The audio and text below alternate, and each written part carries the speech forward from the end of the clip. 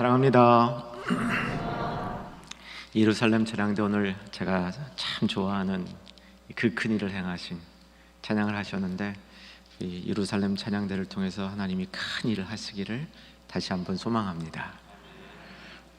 공병식 집사님 원어민에 가까운 유창한 영어로 은혜롭게 찬양을 해주셨는데, 찬양하는 것마다 참 은혜롭습니다. 주님께서 계속 찬양 받아주시기를 소망합니다. 자, 이제 오늘 파선 이야기, 그러니까 배가 유라굴로를 만나서 파선하는 이야기 세 번째 시간이면서 오늘로 이제 27장이 끝나게 됩니다. 저는 그동안에 우리 사랑하는 성도님들에게 믿음에 관해서 설명할 때 가장 많이 설명했던 방법이 네 가지 요소. 믿음은 신뢰하는 것이다, 의존하는 것이다, 고백하고 동행하는 것이다, 이렇게 쭉 설명을 해왔는데, 믿음을 좀 다른 눈으로 보면 믿음은 하나님께 이끌려 가는 여정이라고 볼 수도 있습니다. 동행하고 좀 비슷한 건데, 하나님이 그 믿음의 사람을 이렇게 쭉 큰 그림에서 이끌어갑니다. 그러니까 우리가 신앙을 좀 이렇게 더 깊게 가지려면 지금 내가 당면한 상황 속에서 어떻게 신앙으로 살 거냐, 이것도 중요한 문제이지만 인생 전체에서 하나님이 나를 어떻게 이끌어 주시는가, 그것에 대한 이 깨달음, 그것에 대한 확신, 하나님이 이끌어 주시는 이 방법이 보편적이고 반복적입니다. 그래서 하나님이 어떤 시간에 나를 이끌어 주신 그 부분이 반복될 수 있습니다. 다른 사람하고 좀 다른 양식으로 반복이 될 수 있습니다. 어떤 사람은 유독히 이제 좀 병을 앓으면서 하나님의 이끄심을 받을 수 있고요. 어떤 사람은 경제적인 문제를 이렇게 경험하면서 하나님의 이끄심을 받을 수 있고, 또 어떤 사람들은 관계적인 면에서 하나님의 이끄심을 받는 다양한 방법들이 있는데, 넓게 보게 되면 하나님이 나를 이렇게 이끌어 가시는구나 라는 사실을 알게 됩니다. 이제 바울이 이제 오늘 이 27장을 쭉 경험하면서 이 바울의 이 하나님 앞에 헌신한 이후의 그 삶을 어떻게 쭉 이끌어 가시는가, 이것을 볼 수 있습니다. 이제 조금 이 수준이 높은 공부가 되는데, 이 사도행전에 보게 되면 성령에 관한 말씀이 참 많이 나오죠. 그래서 성령 행전이다 이렇게도 얘기를 합니다. 저는 번수 안 세어봤는데 약간 성령의 이야기가 많이 나오고요. 저희들이 막 신학 공부하고 그럴 때는 이 오순절 이 신앙이 굉장히 많이 힘을 얻고 있었기 때문에 이 사도행전의 이야기를 가지고 성령은 방언, 병고침 이런 거하고 깊게 관련되어 있을 뿐만 아니라 모든 성령의 역사가 방언, 병고침 이런 은사하고 관련이 있다, 이렇게 많이들 주장을 했는데, 제가 살펴보니까 그런 것 같지는 않습니다.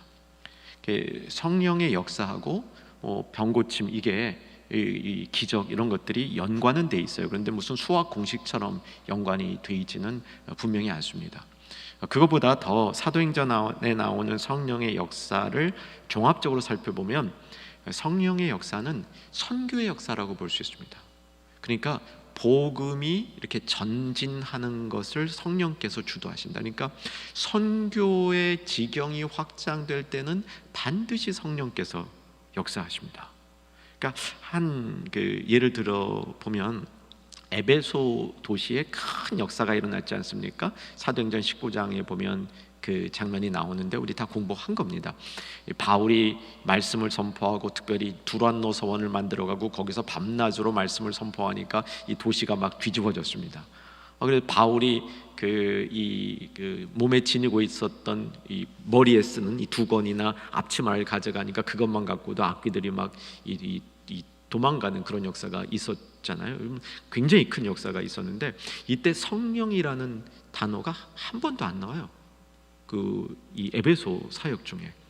그러니까 이 에베소 사역은 도시가 부흥한 거거든요. 그러니까 복음이 지경을 넓힐 때는 반드시 성령의 역사가 일어나는데, 그냥 한 지역에서 부흥을 일으킬 때는 꼭 성령께서 역사하셨다라는 기록이 사도행전 없어요. 성령이 일하셨죠. 그러나 사도행전의 기록이 없다는 겁니다. 그런 걸 보면 사도행전에 나타나는 성령님은 복음의 지경이 넓어지는 것을 주도하시는 영이다. 1장 8절 너희에게 성령이 임하시면 지경이 넓어져서 결국 땅끝까지 가리라, 이제 이 말씀을 쭉 풀어가는 것이다. 이렇게 정리해 볼 수 있겠습니다. 자, 바울이 이 가이사 앞에 서야 된다는 소명을 성령님의 지시함으로 받습니다.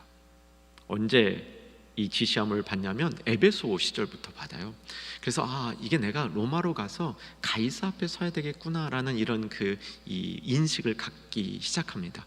그러면서 점점 더 예수님 사역에 자신을 헌신하면서 이 비전이 구체화되는 겁니다. 다시 한번 여러분에게 정리해드리면요, 하나님의 이끄심 비전은 한 번에 쫙 다 보이지 않습니다. 여러분, 그런 경우가 굉장히 드문 경우입니다. 하나님이 보편적으로 하시는 것은 점차적으로 점진적으로 우리가 더 헌신하고 더 따라가고 더 경험이 많아지고 하나님 하시는 일에 예민해지고 익숙해질수록 더 분명하게 보는 겁니다. 그래서 하나님 쫓아가는 것을 쉬면 안 됩니다. 하나님 따르는 걸 열심히 따라갈 때 그때 한 단계 한 단계 더 깊숙한 곳으로 이끌어 주시는 성령님의 인도하심을 반드시 경험한다 믿으시기 바랍니다. 그렇게 될 겁니다. 그래서 신앙은 지금에만 이 목표를 두는 것이 아니라 긴 여정을 따라 살아가는 거죠. 그래서 바울은 이미 자신이 이 로마에 가서 가이사 앞에 서야 될 줄로 알고 배를 탔는데 2년 동안 사실은 감옥에서 기다린 겁니다. 감옥에 갇혀서 로마에 가기를 기다렸다가 배를 탔는데 그 배가 어떻게 됐습니까? 이 풍랑을 만난 거죠. 이제 27장을 다 한번 이제 지난 이틀 2번 말씀 나눈 것까지 오늘 조금 복습하고 들어가면, 처음부터 배가 떠날 때부터 이상했습니다. 이상하게 이 바람, 이 기운이 안 좋아서 계속 이 배가 지연이 됐죠. 그러다가 이제 드디어 미항을 떠날 때에 바울은 이거 가면 큰일 난다 얘기했죠. 기억나시죠? 그 장소가 미항입니다. 미항에서 이제 바울은 떠나지 말자 그랬는데 선주와 선장이 백부장이 누구의 말을 더 들었냐면 선장과 선주의 말을 듣고 거기서 이제 조금만 더 가면 베닉스라는 큰 항구고 뭐 당연히 그 항구가 더 좋아 보이죠. 그래서 그걸로 이동하다가 유라굴로를 만난 겁니다. 유라굴로의 뜻이 뭐라고요? 북동풍. 이제 북동풍이 부르니까 이게 남서쪽으로 움직이게 되는 거죠. 원래 북서쪽으로 가야 되는데 남서쪽으로 움직여서 이제 표류가 시작이 된 거였습니다. 자, 이 표류가 시작이 돼서 한참 이제 뭐 별일을 다 했지 않습니까? 뭐 이제 처음에는 이 짐도 던지고 기구도 던지고 뭐 이제 던질 거 다 던졌는데 이 기미가 안 보이다가 그런 이제 절망의 상황에 바울이 외친 소리가 뭐였다고요? 안심하라. 네, 제가 지난 금요일 날 이 안심하라의 뜻을 여러분에게 설명을 안 드렸습니다. 못 드린 거죠. 시간이 없어서. 근데 예수님이 광풍을 뚫고 제자들에게 걸어오신 사건 기억나시죠? 이 광풍이 일어서 제자들이 막 난리가 났는데 예수님 무리를 이렇게 걸어오시는 그 사건. 이 사건에도 예수님이 제자들에게 딱 도착해서 뭐라고 그러셨습니까? 안심하라 그랬어요. 내니 안심하라 이렇게 얘기를 하십니다. 그때도 안심하라고 말씀하셔요. 이게 그 닮은 꼴이에요. 그런데 저는 이 안심하라가 똑같은 말인 줄 알았어요. 근데 뒤져보니까 이게 다른 말이야. 그러니까 예수님이 하신 안심하라고 바울이 말한 안심하라가 달라요. 예수님이 하신 안심하라는 어떤 뜻이냐면 정말 마음 푹 나라는 거야. 그냥 좀 제가 이게 좀 더 이게 좀 이렇게 과장해서 좀 이렇게 드라메리컬하게 표현하면 그냥 내 품에 푹 안겨갖고 평안히 있어라 그런 뜻이. 염려 하나도 하지 말아라 그런 뜻입니다. 예수님이 말씀하시다 안심하라는 그런 뜻인데, 바울이 말하는 이 안심하라는 뭐냐면 이제 정신을 똑바로 차리고 깨어 있으라. 소망이 있으니까 정신 똑바로 차리고 깨어 있으라. 낙심하지 말고 이 마음 풀지 말고 마음 다 잡고 이제 됐으니까 정신 차리고 있으면 좋은 일이 있을 거다 이거예요. 좀 달라요. 여러분, 두 종류의 안심함을 다 배우시는 저 여러분 되기를 주 안에서 소망합니다. 때로는 그냥 주님 앞에 팍 맡겨버려야 됩니다. 그냥 아이처럼 그냥 주님 품에 탁 맡겨버려야 되고요. 어떤 때는 이제 괜찮아. 그런데 정신 차리고 있어야 돼. 어떤 일이 벌어질지 모르니까 내가 정신 차리고 무슨 일이 벌어지든지 거기에 내가 대처해야 돼. 이런 안심하라가 있습니다. 결과는 분명히 좋다 이런 뜻이죠. 아마 우리의 생활 가운데 이 바울이 얘기한 안심하라, 이런 모습으로 우리가 살아야 될 때가 종종 있는 것 같아요. 여러분, 안심하시길 바랍니다. 근데 깨어 있으시길 바랍니다. 하나님이 역사하시는 것을 눈 크게 뜨고 마음 활짝 열고 정신 바짝 차리고 하나님이 어떻게 하시는지 볼 수 있는 그런 사람이 되어야 됩니다. 여러분, 이런 이 예화 들어보셨죠? 어떤 사람이 이 홍수가 나가지고 죽게 됐는데 하나님 앞에 기도를 했습니다. 점점 집에 물이 차오르니까 옥상에 올라가지고 하나님 앞에 기도했습니다. 하나님이 딱 응답을 주셨어요. 하나님 응답을 주셨는데 너 구조되리라 응답을 받았답니다. 그런데 그 집 앞에 보트가 막 지나가는 거예요. 그 보트가 지나가면서 자, 이리 타세요 그랬더니 나 안 타요, 하나님이 구해주신다 그랬어요. 그리고 가만히 있는 거예요. 좀 이따 헬리콥터가 와가지고 줄을 내리면서 빨리 잡고 올라오세요. 그러니까 아유, 나 그거 안 해요, 하나님이 구해주신다 그랬어요. 그러다 어떻게 됐어요? 뭐 그런 이야기예요. 이게 안심할 때 정신을 똑바로 차리고 있어야 되는 그런 안심해야 되는 우리 의미가 그렇게 다가올 때가 있는 겁니다. 그래서 이제 바울이 안심하라 그러면서 이제 사람들을 이렇게 다독였고요. 지난주 말씀에 또 중요한 부분이 내가 믿노라, 내가 믿노라.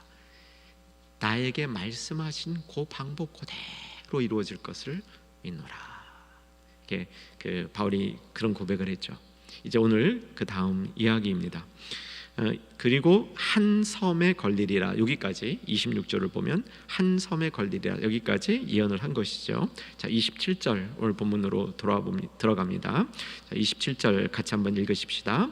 나흘째 되는 날 밤에 우리가 아드리아 바다에서 이리저리 쫓겨다니다가 자정쯤 되어 사공들이 어느 육지에 가까워 줄을 짐작하고 계속 물을 재어보니 20길이 되고 조금 가다가 다시 재어보니 15길이라. 이게 뭐 느낌으로 보니까 점점 물이 얕아지는 거 보니까 육지가 가까워지는 것 같습니다. 지도 보시기 바랍니다. 계속 보는 지도인데 바울이 그 가이사라를 떠나서 시돈에 들렀다가 무라 거쳐서 쭉 이제 행선했던 거죠. 미항 보이시고 베닉스 보이시고 라세아 보이실 겁니다. 거기서 이제 쭉 바람 때문에 피로를 하는데 이거 보세요. 북동풍이 불었으면 더 남서쪽으로 갔어야 되는데 이게 하나님이 이중에도 보호해 주시는 거예요. 그래서 완전히 남서쪽으로 갔으면 저 아프리카 쪽으로 갔어야 되는데 그렇게 안 가고 원래 가려던 서쪽으로 가고 있는 겁니다. 중간에 이제 뭐 지지지지 이렇게 지금 이제 장면에 있다가 그 위에서 이제 다시 이번에는 북서쪽 제대로 로마 방향으로 배가 또 틀었어요. 그렇게 올라가면서 섬에 걸린 겁니다. 이 섬이 이제 다음 장에 보면 멜리데라는 섬이죠. 이제 다음 주에 다루게 됩니다. 그 이제 섬 가까이 도착한 겁니다. 지도 내려주시고요. 자, 이제 섬 가까이 도착하니까 무슨 문제가 생기냐면 구조는 될 것 같은데 암초에 걸릴 위험이 생긴 겁니다. 저도 이거 내용 그냥 이 내용을 보면서 공부한 거예요. 그러니까 혹시 여러분 중에 이 배 전문가 계신다면 제가 하는 설명이 조금 우습게 들리실 수도 있을 겁니다. 좀 이렇게 비전문가 같이 들릴 수도 있는데요. 이게 제 한계로서는 어쩔 수 없습니다. 그냥 이제 성경 보고 연구해서 말씀드리는 거고요. 이런 경험 저 안 해봤습니다. 앞으로도 계속 안 할 겁니다. 근데 이게 이제 파손이 되니까 전문 지식들, 전문 용어들이 여기 쏟아져 나와요. 굉장히 읽기 어렵습니다. 근데 이제 같이 한번 읽어가면서 그 뜻을 해독합시다. 그래서 암초에 걸릴 확률이 생긴 거죠. 그럴 것 같아요. 이제 점점 이 육지에 접근하다 보면 백길로 안 다니고 이게 지금 풍랑을 맞은 거잖아요. 백길이 아닌 다른 길로 가다 보니까 어디에 암초가 있을지 모르는 거죠. 저 앞에 여러분 17절로 가보면 스루디스에 걸릴까 두려워요. 이게 이제 모래톱이라고 말씀드렸잖아요. 이건 이제 걸리면 배 깨지는 건데 이제 바다 한가운데서 깨지면 이건 사망인데 육지로 가면서 이제 암초에 걸릴까 조심을 하고 있는 겁니다. 그래서 이게 지금 27절에 보면 밤 늦은 시간이에요. 자정쯤 되었다 그렇게 되어 있어서 이게 밤이 늦으니까 더 이상 앞이 안 보이니까 고물로 닷 넷을 내리고 날이 새기를 기다린다. 이제 닷 내리는 건 아시죠? 그래서 일단 배를 정지시키고 고물에서 배를 이렇게 닷을 내린답니다. 이거 저도 이거 공부하면서 알았습니다. 뒤에 보면 이물 고물 나오죠. 이물 고물 처음 들어보신 분도 있을 겁니다. 이물 고물이 이물은 배 앞머리, 고물은 배 뒤쪽 이렇고 닷은 고물에서 내린답니다. 그래서 그런 상황인데 30절이 이제 이 숨은 위기가 발생하고 있는 겁니다. 좋은 일이 있었죠. 배가 드디어 육지를 발견하게 됐는데 이때 위기가 생긴 겁니다. 자, 30절 어떤 위기인지 확인합시다. 사공들이 도망하고자 하여 이물에서 닻을 내리는 채하고 거룻배를 바다에 내려놓거늘 31절 바울이 백부장과 군인들에게 이르되 이 사람들이 배에 있지 아니하면 너희가 구원을 얻지 못하리라 하니 32절 이에 군인이 거룻줄을 끊어 떼어 버리니라. 이게 바울이 참 총명한 사람이에요. 그렇죠. 바울의 총기가 보이지 않습니까? 이 뱃사람들이 거룻배라는 건 이제 큰 배에 달려 있는 조그만 배, 이제 사고 날 때고 조그만 배를 타고 이제 도망가고 이동하고 이제 그러기 위해서 있는 조그만 배, 이제 그 배를 닻을 내리는 척하고 그걸 배에다 띄워서 자기네만 도망가려고 그런 거예요. 자기네만 도망가려고. 꼭 이런 사람들이 있죠. 꼭 이런 사람들이 있습니다. 우리는 이런 사람 되지 마시기를 소망합니다. 근데 이런 사람들이 있어요. 근데 바울이 이걸 딱 보고 알았어요. 사공들이 탈출하려고 그러는구나. 아마 어떻게 알았는가 보면 이 고물에서 닻을 내려야 되는데 이물에서 닻을 내리는 척하고 거룻배를 내렸는데 그거 이제 바울이 딱 알아챈 겁니다. 총명하죠. 총기 있습니다. 여러분, 하나님의 사람이 이런 총기가 있기를 소망하셔야 됩니다. 상황에서 뭘 해야 되는지를 잘 알고 그 상황에 필요한 것들을 잘 파악할 수 있는 총기가 있어야 됩니다. 사모하시는 분들에게, 말씀을 사모하시는 분들에게 이런 총명이 임하기를 주의 이름으로 축원합니다. 바울이 이 상황을 통해서 한 번 더 권위가 생깁니다. 바울이 딱 보니까 사공들이 탈출하고 사공들이 없으면 배 안에 있는 다른 사람들이 살아날 길이 없는 것 같아. 그래서 군인하고 백부장에게 말해요. 근데 여기 잘 보셔요. 31절에 바울이 백부장과 군인들에게 이르되 이렇게 돼 있는데 이르되라는 말이 명령하되 이런 의미예요. 명령하되. 막 명령해. 이제는 죄수가 자기를 호송하는 군인들에게 명령해. 저 사공들 가만 놔두면 안 돼. 그러니까 그 거룻줄을 탁 끊어가지고 이제 더 이상 도망가지 못하라. 먼저 배가 이제 싹 다 없어져 버리도록 그렇게 해가지고 이제 그 도망 못 가도록 조치를 한 거죠. 자, 바울의 권위가 점점 살아납니다. 시간이 지날수록 죄인에서 한 예언을 했던 예언자에서 그 예언이 성취되면서 안심하라 하고 선포할 수 있는 그런 권위자가 되고 이제 배 안에 있는 소소한 문제도 해결할 수 있는 지혜와 총명을 가진 사람으로 바울이 점점 더 권위를 얻게 되는 장면입니다. 그래서 이미 이제 그 2주 전에 말씀드렸지만 오늘 이 본문을 쭉 읽으면서 유라굴로 광풍 때문에 배가 깨지가 됐는데 그 깨지던 배에서 간신히 구원을 얻었다 이렇게만 볼 일이 아닙니다. 오늘 이 말씀을 통해서 우리가 배워야 될 교훈은 하나님의 사람이 위기의 상황 가운데서 어떻게 쓰일 수 있는가.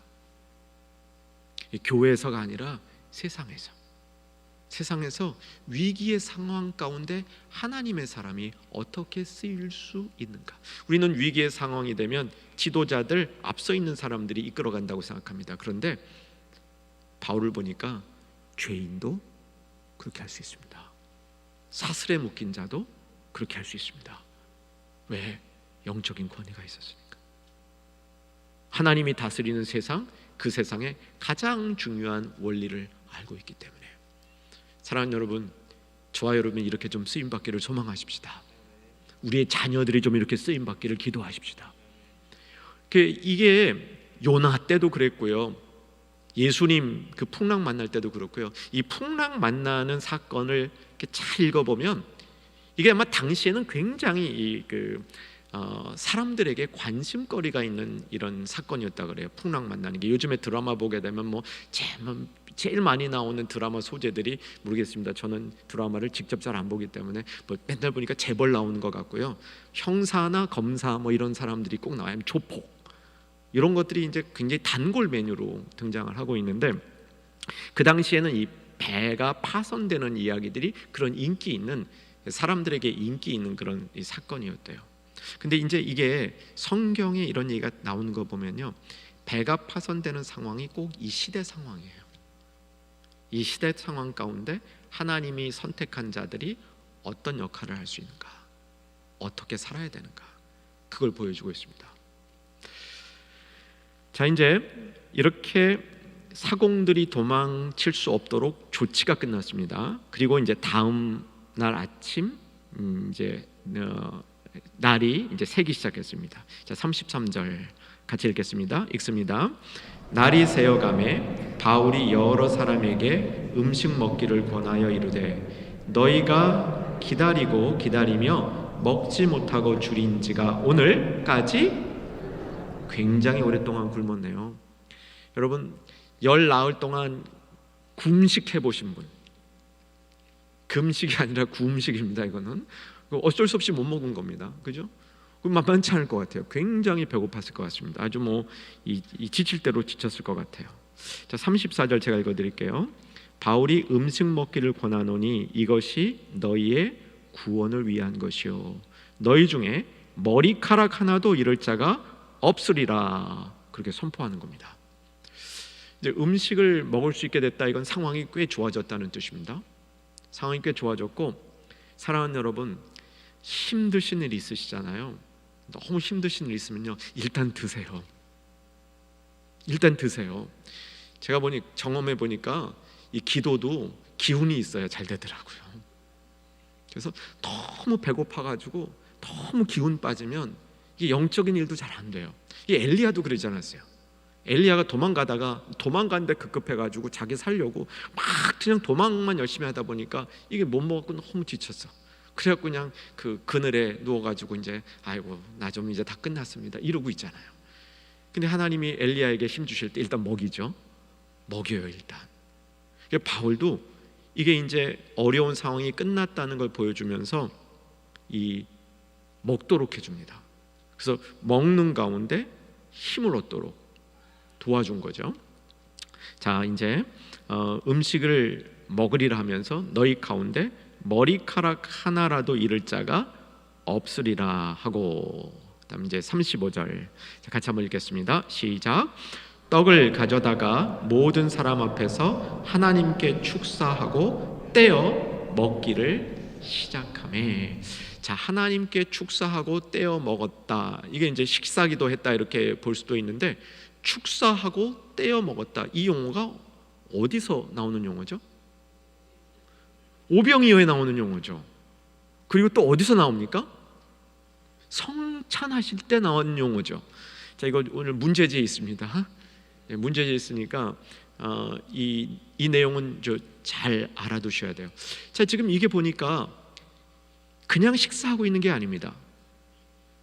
14일 동안 굶었다가 밥을 먹으려니까 얼마나 배가 고팠겠어요. 얼마나 맛있게 먹겠습니까? 그런데 이 맛있게 먹는 이 상황 속에서 식사하는 데 중점을 두어서 밥 먹는 데만 중점을 둔 게 아니라 이게 성찬이 되도록 이끌고 있습니다.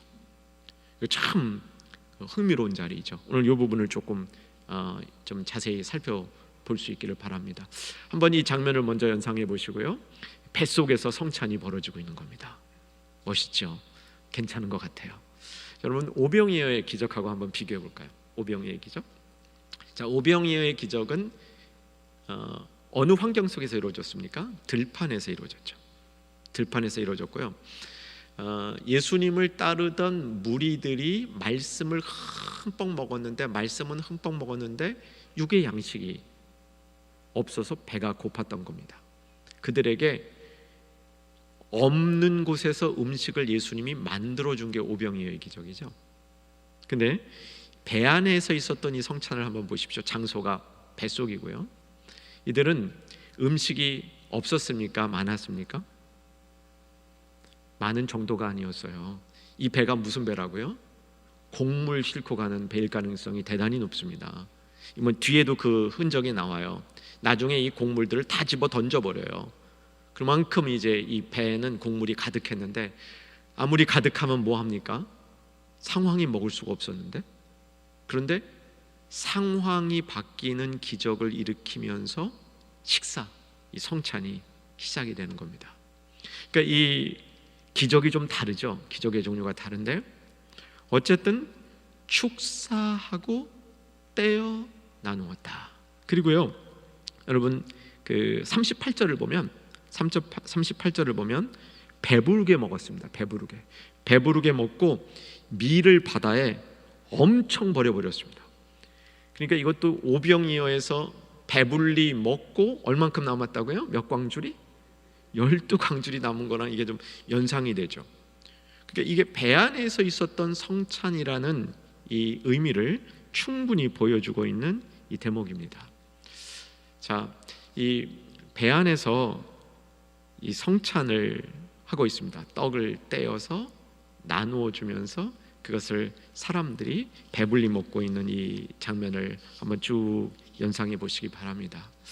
사랑하는 여러분, 이 성찬의 의미를 여기서 한번 우리가 좀 더 정리해 보고 가겠는데, 3월 첫째 주일이 성찬입니다. 우리 충영교회 1년에 이제 7번 하는 성찬인데, 올해는 7번 다 할 수 있기를 소망합니다.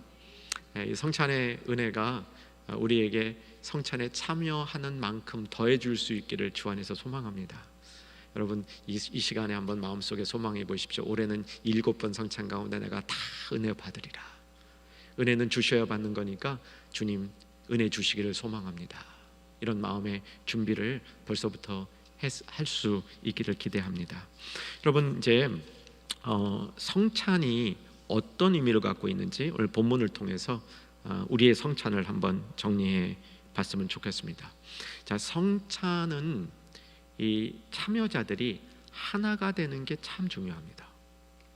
참여자들이 한 덩어리가 되는 게 성찬의 이 목적이죠. 그래서 사랑하는 여러분, 성찬할 때 나 혼자에게만 은혜 주시옵소서 요러시지 말기 바랍니다. 이 성찬에 참여하는 모든 하나님의 백성들이 은혜 받을 수 있도록, 그 은혜의 결과가 한 공동체, 한 마음을 가질 수 있도록 우리가 마음으로 기대하고 그것을 경험하는 이 충영교회 성찬이 되기를 주 안에서 소망합니다. 자, 오늘 본문 안에서 이 배에 타고 있던 사람들이 어떻게 하나가 됐는지를 살펴볼 수 있기를 바랍니다. 자, 여러분 아까 이제 우리 목사님하고 같이 이 성경을 읽었고 이전에 이 성경의 내용들을 많이들 알고 계실 텐데, 여러분 한번 솔직히 지금까지 저하고 쭉 이번에 이 말씀을 이제 3주 동안 보면서 이 뱃속에 사람들이 많았을 거라고 생각이 들었습니까? 얼마 안 됐을 거라고 생각이 들었습니까? 저는 얼마 안 됐을 거라는 생각이 들었어요. 왜냐하면 너무 이게 사람들이 요동하는 그런 얘기가 없어요. 그 뱃속이 꽤 질서가 많아요. 그래서 저는 이 배에 사람들이 별로 없을 거라고 생각을 하게 만들어요, 이게 표현이. 그런데 갑자기 배불리 먹었더라 그러놓고 거기에 몇 명 있었다? 276명 있었대요. 276명이면 이게 적은 수가 아니잖아요. 요즘에 그래 좀 제법 큰 비행기 타면 이제 아마 이렇게 이런 숫자가 될 텐데, 여러분 276명이 일렬로 쭉 가면요, 이거 굉장히 긴 줄입니다. 근데 이 뱃속에 276명이나 있는데 이 아수라장 같은 풍랑을 겪으면서 이 뱃속에 뭐 이렇게 그 혼돈된 모습이 별로 없었던 것 같아. 그것도 참 특이하죠. 근데 이게 기법인 것 같아요. 배불리 먹었더라, 축사하고 떡을 뗄 때는 그 예수님 12제자 있는 것처럼 한 30여 명, 이 군인들 백부장, 그다음에 선주, 선장 해가지고 이렇게 사공들 해갖고 한 30여 명 있을 것 같았는데, 배불리 먹었더라 그런데 그 속에 타고 있던 사람이 276명이더라. 이게 지금요, 이 사람들이 하나가 되는 겁니다. 276명 중에 예수 믿는 사람 몇 명 없었겠죠, 그죠? 바울이 있었고, 누가 있었고, 아리스다고 있었고, 뭐 3명 이외에 뭐 누가 또 있었는지 모르겠습니다. 뭐 백부장 율리오가 조금 믿음에 관심이 있었을 가능성이 좀 있어 보이고요. 바울이 이제 그 뱃속에서 전도한 사람이 혹시 몇 명 있으면 그 사람들이 좀 이제 관심자 혹은 예수 믿는 자들이 됐겠지만 전체 숫자에 비하면 미비한 인원이었을 겁니다. 그런데 이 사람들이 성찬에 다 참여합니다. 성찬에 다 참여해요. 물론 이 사람들이 믿음을 가지고 예수님의 구원의 믿음을 갖고 참석했느냐, 아닐 수도 있다고 봅니다. 그런데 다 참석했습니다. 다 참석하면서 이게 마음이 점점 성찬이 끝났을 때 마음이 거의 하나 되는 모습이 보이지 않습니까?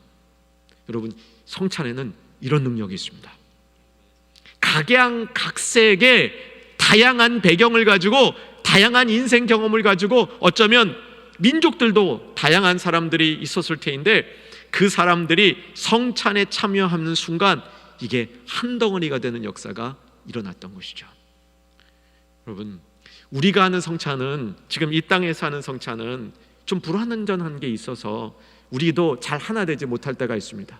우리 다 이 식구들이고 오랜 동안 신앙생활을 한 우리들도 여전히 하나 되지 못할 때가 있습니다. 그런데 진짜 하나님 앞에 가서 그때 하는 그 성찬, 이때는 온 열방이, 땅끝에 있던 온 열방들이 정말 한 가족처럼, 한 몸처럼 그 주님이 주시는 만찬에 참여할 수 있게 되리라 저는 확신하고 기쁩니다.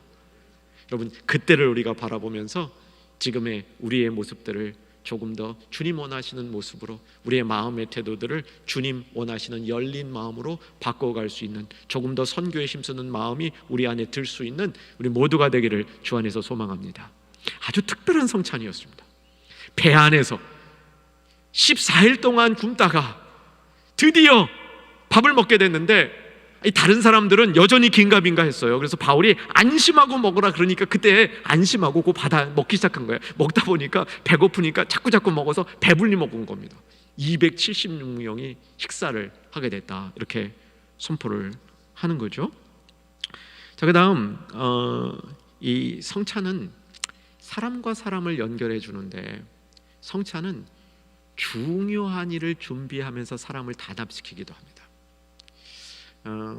여러분 소식을 좀 들으셨겠는데, 저희랑 이제 그 영적 교제를 많이 하고 또 선교적으로 많은 동역을 하고 있는 북경 김명일 목사님 기억하시는 분들이 제법 될 겁니다. 시온 교회라는 이 가정 교회를 미국 유학 마치시고 돌아가셔서 이제 세웠는데, 이게 말이 가정 교회지 가정 교회가 아니었습니다. 상가의 한 층을 다 빌려가지고요, 그 한 층을 싹 리모델링 해가지고 정말 그 활발하게 목회를 했습니다. 전국적으로 이제 믿는 사람들이 거기에 모이는 어떤 이 공간적인 상징성도 있었고요. 정말 활발하게 목회를 했는데 그냥 몇 년 전에 셧다운 당했잖아요. 이제 교회를 쓰지 못하도록 정부가 이렇게 그 교회를 문을 닫은 겁니다. 마지막 예배가 있었습니다. 그러니까 그 예배 드리고 더 이상 그 건물에서 예배를 못 드리는 겁니다. 여러분, 상상만 해도 좀 이렇게 마음이 좀 찡하죠. 충영교회에서 이게 이제 한 번만 예배 드리고 더 이상 못 한다 그러면 여러분 상상이나 갑니까? 도저히 생각할 수도 없는 일이죠. 여러분, 그 마지막 예배를 어떻게 담임 목사가 어떻게 인도하겠습니까? 저는 이제 마지막 예배를 드린다고 이렇게 하는 얘기를 듣고 제 마음속에 제가 저 위치에 있다면 나는 성찬을 하겠다, 이렇게 딱 마음에 드는데 김명일 목사님이 딱 그렇게 하시더라고요. 마지막 성찬을 하고 문 닫는 겁니다.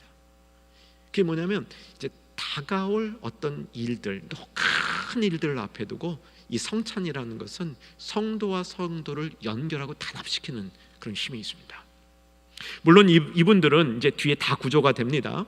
그런데 구조가 되기 전에 마지막 사생 결단의 고비를 이제 넘어야 되는 거예요. 마지막 이제 이제 능선을 넘어가야 되는데 그때 성찬을 통해서 이게 다 같이 준비하고 있는 겁니다. 이 성찬에는 그런 공동체를 하나로 묶는 힘이 있습니다.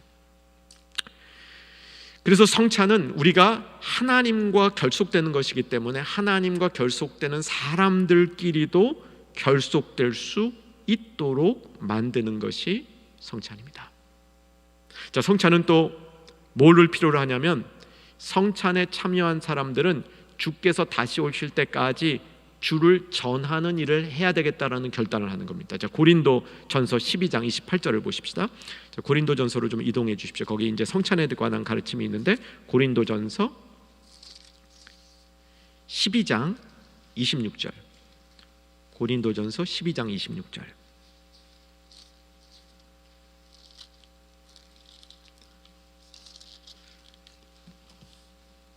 자, 같이 한번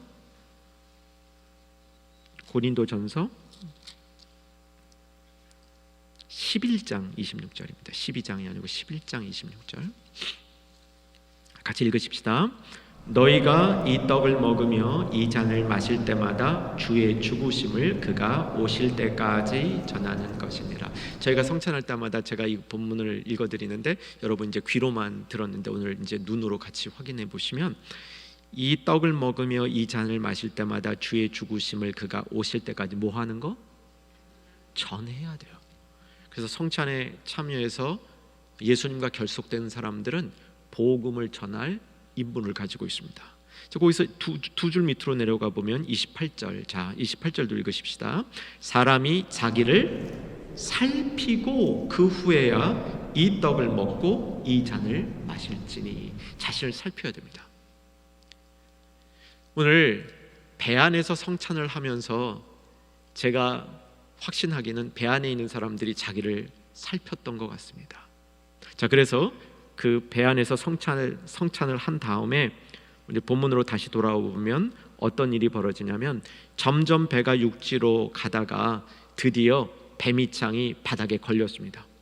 그래서 꼼짝 못하게 되는 그런 상황이 발생하는 거죠. 그게 41절입니다.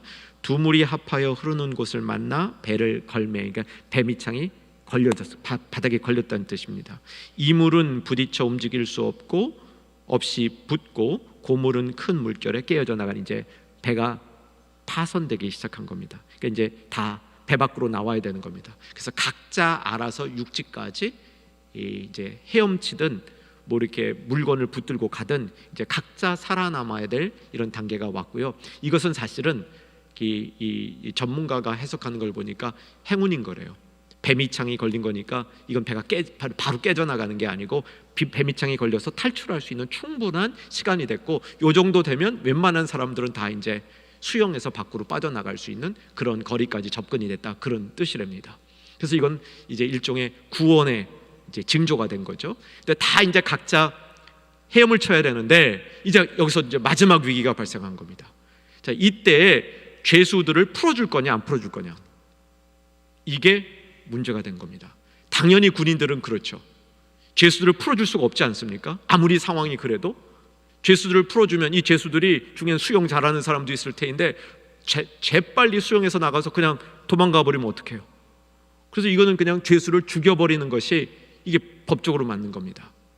자, 이게 제가 괜히 어려운 문제 하나 여러분한테 내놔가지고요, 제가 책임지려고 그럽니다. 이 군인이 죄수를 호송하는 중에, 죄수를 지키는 중에 죄수가 도망하면 그 군인은 사형입니다. 그 법이 있습니다. 그 법 제가 보여드릴게요. 이런 법입니다. 저스티니안 법입니다. 이게 로마의 법 중에 하나예요. 로마 법체계가 잘 돼 있죠. 이거 이제 나중에 이렇게 쓰시면 됩니다. 답 쓰실 때. 그래서 저스티니안 법 이렇게 쓰시면 돼요. 근데 내려주시고요. 이건 당연하죠. 여러분 이제 성경에 이 얘기가 이미 한번 나왔습니다. 어디서 나왔냐면 빌립보 감옥에서 밤에 간수가 졸고 있을 때 지진이 일어났죠. 지진이 딱 일어나서 옥문이 열린 걸 보고 간수가 자살하려고 그러죠. 왜? 당연히 죄수들이 도망갔을 줄 알고, 죄수가 도망가면 나는 어차피 사형이니까 그냥 명예롭게 스스로 자결하자 그랬는데 안 도망간 거잖아요. 거기서부터 이제 바울과 이 죄수의 대화가 시작된 거지 않습니까? 이게 똑같은 법이에요. 그래서 이 죄인들을 죽이려고 그랬는데 이 율리오 백부장이 그러지 말자. 이 사람이 바울이 우리 살리지 않았느냐, 누가 우리를 살렸냐? 바울이 살렸다. 그러니까 죄수들 자연히 자기가 알아서 탈출할 사람 탈출하게 하자. 이게 그 특혜를 베푸는 겁니다. 왜 베풀었을까요? 율리오가 자기를 살피고 나니까, 자기 자신을 잘 살피고 나니까 뭐가 옳은 건지 뭐가 그른 건지를 분별할 수 있는 자리에 나간 겁니다. 그래서 바울이 구조되는 놀라운 일이 벌어진 거죠. 이렇게 해서 이야기는 결론으로 도달합니다. 이 결론 보고 오늘 말씀 마치려 합니다. 44절, 그 남은 자들은 널조각 혹은 배 물건에 의지하여 나가게 하니 마침내 사람들이 다 상륙하여 구조되니라. 제가 이거를 이제 줄여서요, 마침내 다 구조되니라. 여기 몇 명입니까?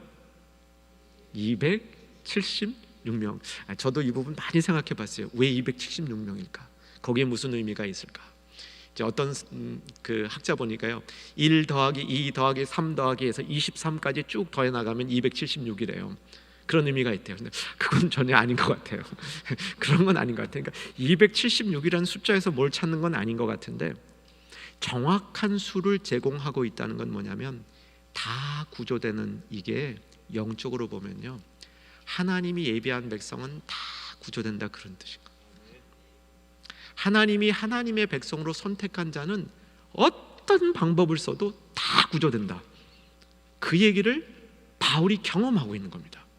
이 경험을 통해서 바울과 함께했던 사람들이 땅끝까지 복음이 증거되는 일이 반드시 이루어질 것이다. 하나님이 선택한 백성을 다 구원할 것이다. 이런 확신을 갖게 된 사건이다. 이렇게 정리하면 되겠습니다. 여러분, 우리 마음속에 이런 기쁨의 도전을 한번 드렸으면 좋겠습니다.